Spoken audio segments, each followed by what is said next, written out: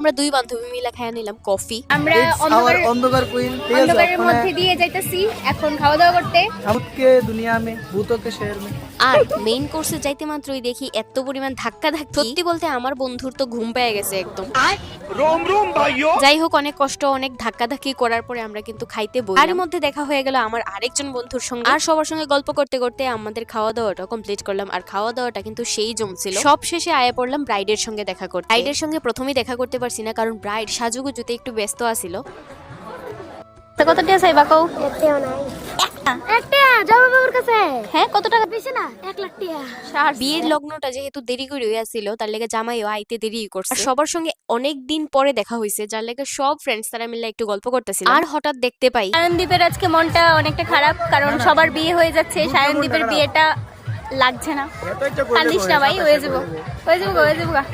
করতে করতে সবাই খুবই পরিশ্রান্ত হয়ে গেছে। এতক্ষণ অপেক্ষা করার পরে ফাইনালি আর কয়টা বাজে? 11:58। এখন মাত্র জামাই ফাইনালি জামাই রাজা কিন্তু এন্ট্রি নিয়ে নিছে। আর এন্ট্রি নিবার পরে বাড়ির অবস্থা